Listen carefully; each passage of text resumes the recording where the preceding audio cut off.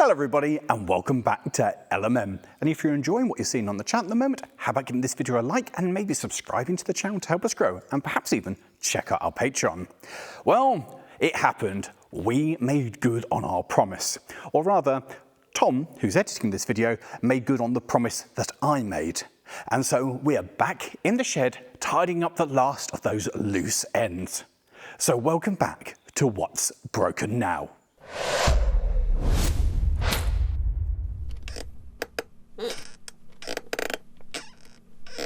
Last time we were here, we were assembling the tent, and that, rather than being an indoor marquee, had to venture into the brave wide world and get dressed so that it could actually function as a tent. So the whole process of getting this outside was an adventure. Ow. So there's no footage of it because it took all hands on deck, and we now have it kind of up and the back's going on, and then we can try and work out how to put the roof on. So it's kind of protected itself-ish. What's really nice is, at this point, it stopped raining and the sun's come out and it's just perfect evening light, isn't it? Hard to see anything. Having successfully built one of the tents, we started building the second, using the first one as shelter when the weather turned less than pleasant. This one came together much quicker, mostly because I'd built one now and I understood it, and secondly, Lewis was pretty competent when it came to putting stuff together, and you might recognise him as a guy on YouTube who has many reliance, and he was down helping me with mine, and that's something you'll see in a future episode. And soon, we had a second brand new tent. So here we are inside the new tent. Now this is a far better construction than the previous ones, which one was good, the other one was a bit of a bodge. But as you can see, due to, I thought I'd ordered two 4.5 metre tents. Apparently I've ordered two 4.9, so there's a little bit more space in here than there was previously, which is good for me. I've got to go explain that one to the landlord that I ordered the wrong ones. Fortuitously for me. But it means there's the room for the tractors to live back on here in the dry, because I like them just being dry. And obviously there's room for some other stuff to turn up. Because it's been waiting for this. Because the other stuff is just not here. But now there's room for it. And so that concludes one of our outstanding tasks of getting the tent up, which has now been standing for significantly over a year now, and I have filled it with many things, many of which you'll see coming up on the channel in the future. But that extra space that I mentioned, that's all gone now. And speaking of getting things gone, it's time to conclude the Lotus body swap saga. So you find me inside my Lotus, or rather sat amongst the strewn out remains of the interior of my Lotus, or rather sat amongst the strewn out debris of two Loti. And admittedly, the majority of this stuff came out of my one that was on the road. And most of it I'm going to be keeping. The other Lotus is very much going to be sold off as a shell and a chassis. There are some things it will keep, like there is the modified dash there. And notice I said modified and not butchered, which holds the SD1 cluster. The dash that came out of the Blue Elite is unmolested, slightly damaged, but this will make the basis for my car, because realistically I'm going to use the cluster from whatever donor engine I use in it, and I don't think anybody in their right mind is going to try and retrofit the SD1 cluster into a car with a different engine when it's not the right cluster for the car to start off with. So yes, lots of bits around here. Most of you will have probably noticed by now that I'm not actually sat on a seat. And I am too rather perplexed to the fact of where are the seats for my Lotus? The blue one I swear came with a seat, but I don't know where it is. But I am 100% sure that my orange one did indeed have seats because I've driven it on the road. And I can only suspect that these have been, to coin a phrase, Morganed. Now this is a verb which will describe an item that you don't know where it is anymore because Morgan has put it somewhere. Most likely Morgan has put it into Redruth, which he refers to as the shelving unit. And anything that Morgan finds and decides that it's in the wrong place or needs to be put somewhere else for storage ends up in the fire engine. And so I can only assume that's where my seats are. But that doesn't really matter because I don't need them at the moment. So yes, this is most of the interior, and I'm just working out if there's any kind of spare things. like the front bumper over there, which I'm going to put onto the blue car because it's in notably better condition. So I'm going to keep that. Apart from that, the back end is still relatively intact. I'm going to keep that and it's nice. And I have many boxes full of gubbins and a particularly rusty interior light and all sorts of wonderful things, and seat belts, which I don't have a complete set for. I've got 3 match, many air vents. It's all rather exciting. The most interesting thing that I had forgotten was most of the orange one had been redone in this kind of fake leather plastic into black, apart from apparently the headlining, which remains the original kind of beige and browny leather. I can't remember my car being like that because that is a horrible kind of colour combination. It's very 70s. But if you've gone to the hassle of making all of this and, you know, the sides like this, black, why on earth wasn't the headlining done at the same time? One of the other things that I found as I've been going through the car and pulling all the interior out was this. I have a Lotus Elite Owner's Handbook, which has such wonderful things in it as the Elite has been designed with safety in mind, incorporates inbuilt safety features, some of which include a rollover bar, door side beams, and collapsible steering columns. Other features are excellent visibility all round, low bonnet line, and powerful front disc brakes, giving high performance. The car, when it was built, was actually award-winning in its safety. It crashed remarkably well, which is mad for a car that's made out of fiberglass. The other thing I particularly like is in the back of this, we have tucked in here the wiring diagram, which of course to me is completely useless because I've pulled all the wirings out, or rather Morgan disassembled all of the wiring for the car, which means it will never go back together again. For 2 reasons, not just because Morgan pulled it apart, but because we're not going to use the engine or the dash, or pretty much any of the electronics in it. And in fact, the car that Morgan's pulled all the electronics out is the shell that I am going to just be like goodbye to. So, good work, Morgan. So this is going to be a first. I am actually getting rid of this. A new owner has got in contact, we've talked the talk, we've done the deal, and it is now about to go off to its new home, which I think for the first time on the channel, I've actually sold a car. Or a shell and a chassis. I mean, it's not entirely a car, but it has happened. Which means in order to move it to its new home, because I often do that, it means that I need to go to my ex-place of employment and grovel. Because of course it means I need to nick the van and the trailer.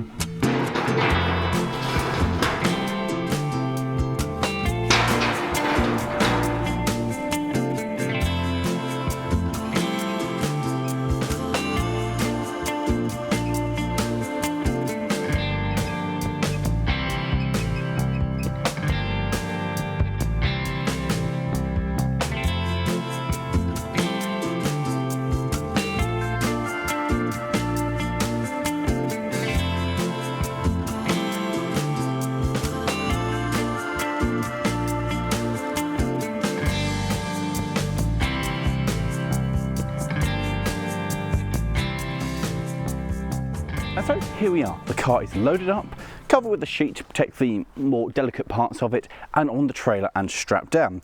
And you may have wondered during the loading process why it was such a jerky, slow motion, not just using the winch that's fitted to this trailer.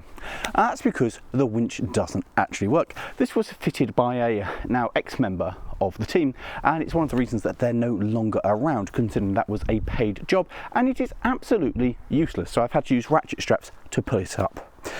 There is now a certain feeling of sadness about this, a project that I've not completed that's moving on, hopefully to better hands who will complete it. And of course I still got basically the same car, just a different colour and a bit further on the line. But that's it. Goodbye to a car. So this is it. Goodbye to the Lotus, which, to be fair, is a car that I don't think I ever actually really wanted. That said, when it was sat in the shed, assembled back on its wheels, with the doors on it, there was a part of me that went, I really don't want to see this go. And of course, then I was reminded that I still have a Lotus Elite on the chassis that I actually purchased, in a significantly better shell, which is far more in line with what I originally wanted.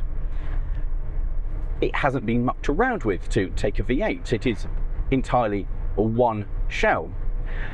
It doesn't have a horrendous bonnet bulge, and more importantly, it's got all of the trim still on it, which is something I really like and something I really lamented not having on this shell.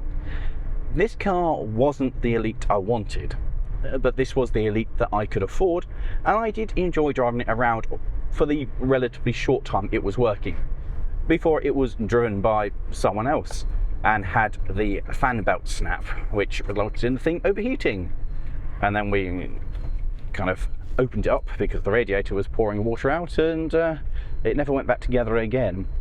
Had said person not driven it around whilst having a snap fan belt, it may still be on the road today, because we'd have probably just kept trundling around with it and accepted all of its many flaws. Because there were many. The interior was awful, like truly awful. Made out of carpet and bodgery. The doors were stupid and electric and horrific to use and unreliable. The boot too was electric, which had two major problems. Number one, you couldn't lock it, there was just a switch and it would open. And number two, the battery was inside the boot, so if the battery had gone dead, there was no power to release the catch, so you couldn't get to the battery. The car was flawed, majorly flawed, but I'd kind of bought into what it was. They were trying to make this retro future car a bit more futuristic, with the smoothed off doors and the electric doors and the SD1 dash in it, and I kind of bought into this. I kind of bought into the idea of having a V8 in it. But the more I learnt about cars and the more I learnt about Lotus, the more I realised that a V8 was entirely the wrong thing to put in it, because it never was really meant to have a V8. It's not the car that it is. It's a Grand Tourer. And a V8, because we played with the idea of putting a different V8 in, you know, like something out of the Lexus LS or something, or the UZ1, I think I've got that right. And we realised that although it's a good engine, produces lots of power, it's not right. It's not what the car should be. The car should be something comfortable to drive around in and enjoy driving, not just put a massive ton of power down and shred the back tyres. And it's just not the right feel for the car. So that idea kind of evaporated, and I've got a plan now of what I want to do with my one. And I'm very happy that one of you guys has actually come forward and said you're going to take on the car and take it off my hands, because it would be a real shame for a car that was built in the 70s now to just disappear. And if we manage to save two cars out of this, because the one I have got the replacement, the chassis there, and the body in the shed, that didn't cost me anything. So that was a lost project, a lost cause. So if we can bring two Elites back onto the road, and I think that's really been a success, don't you?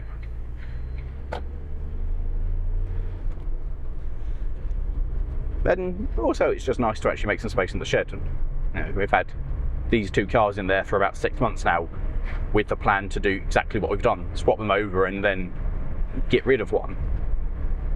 So it's nice that one of our plans has finally come to fruition and we've actually done what we said we were going to do. And with that, the Lotus has gone from the shed off to pastures new, off to a brand new home. Maybe one day we'll see it again. Maybe not. Who knows? But I wish its new owners the best of luck doing what I could never do, putting the car back onto the road. And with that, that ties up all of the loose ends, which means we can start to take a look at the more recent going-ons here in the shed. But first, when we're up here and working, frequently they are long, hard days, and you can feel your energy levels dropping and your focus start to fade. And when you're trying to put a car back together again, having your focus is a really important part.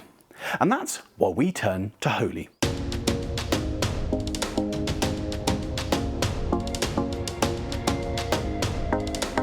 Now, we've been sponsored by these guys for a while now, and we're so excited to have Holy supporting us here at the channel, and they've given me a load of blurb that I meant to tell you about these new 3 flavours, which are inspired by Hitchy Sweeties.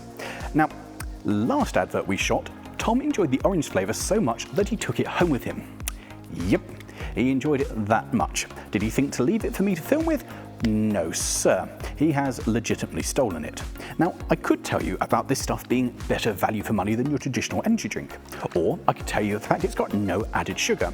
But rather, since Holy started sponsoring us, I've spoken to a load of you guys, and what's really exciting is how much you enjoy this product. Not only do you love the wide range of flavours that's available, you also love the fact that it actually works, and it helps keep you focused throughout the working day. Here at LMM, we take great pride in choosing our sponsors carefully, and it's so great to hear that so many of you are enjoying Holy.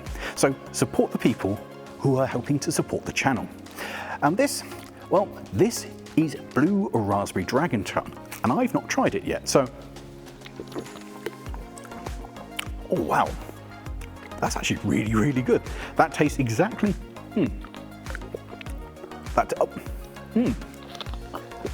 That's actually really, really good. I think that's my new favourite flavour.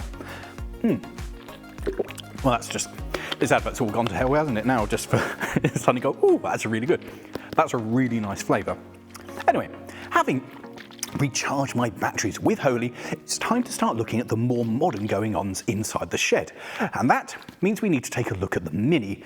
And when Tom first started coming up and working on things, which actually dates it to being like over a year ago. Yeah, that's how behind we are. The modern stuff is over a year old. So we're going to have a look at the rear windscreen wiper, which has stopped doing that thing and now started making a horrible gear strippy noise. So we now have got the new motor, the conversion kit, which is basically a bung. That and a piece of wire. Yeah, that is the entirety of this conversion kit. So we're going to try and install it without any instructions. What could possibly go wrong? Yeah, right. No, there. I bet it's not going to go on. I'll get a couple in. So This is the random replacement bolt. Ah, yes. So the problem is that the other motor used to be the other orientation, so the motor was down here in the bottom, so I don't know if the trim's actually going to go on with this new motor, but it's all fun. 50 quid for a wire and a piece of rubber. And that is pretty much it, isn't it? Yeah, all right. And a new, well, to be fair, as part of it, we also got a new wiper arm because the shaft is different, and a new wiper. Right, give you that. What? 50 quid, you said? 50 quid for that, Well, that's basically. probably 25 quid's worth of it. Yep, so... Watch it not fit now. Don't you dare. Well, at least it's got the pins in the right place this time. Yeah, well, it takes it from 4 pins to 3 pins, so one of those Well, pins just yeah. doesn't go anywhere. Where are we? And that plugs into... Box. Sweet. Right, and then that bit goes onto there. Now, what would be I'm not exciting... very convinced by that. Yeah, Right, it's but not what's that genuinely exciting is the fact that I've never had rear wiper wash. I feel I'd be half tempted for a small Jubilee clip on that. it's not high pre... Are you ready?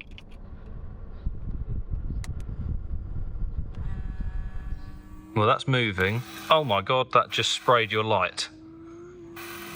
Oh, have we left the... Oh, I see. Oh, it's got a... It's got a jet in it, Oh, that's clever. but it is currently washing all the dirt off the spoiler. In fact, you can see where it's washed. But it is moving. It is doing something. Your back window's so disgusting it won't focus on it. Oh, admittedly, he does need a wash. But I haven't had a rear windscreen wiper for... Didn't have it for MOT, then didn't have an MOT. Then it's not had it for... It's not had rear wash ever. And it's Nice. not had, last summer, a year ago, it failed. Question is, because this is an entirely different orientation, the motor used to sit thus, will this re-clip on? Maybe? I think you'll be alright. Yeah, no, no.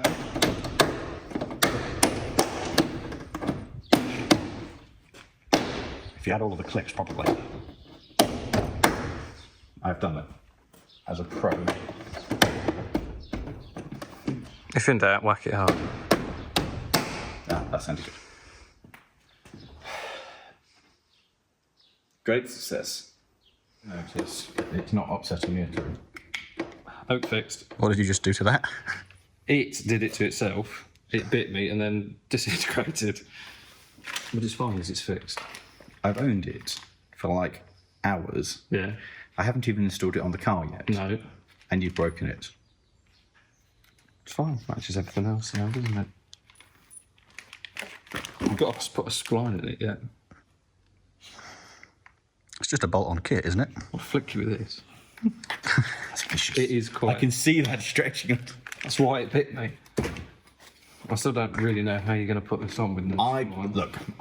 I've achieved what I wanted to achieve. I've reinstalled the wiper motor. Just has no wiper to go on it. Well, I've got rear jets, so that's it's a positive start. Who the hell designed this? Don't bite me. It clicked. It did, but not in. Go in. Go to your home. Jesus Christ. Oh, well done.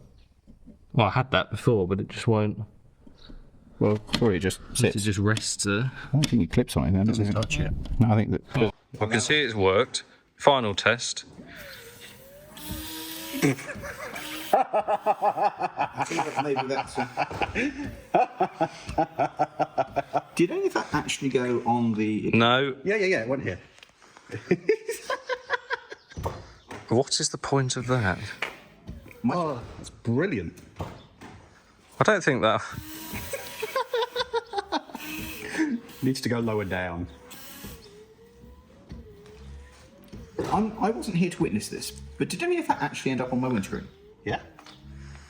A lot of it's ended up washing the back of the car. You said you wanted to wash it. You've succeeded now. So this needs to go lower down because it's hitting this lip. Right. Oh, so we need to wind it down. Look at it! Look at it doing these little squirts.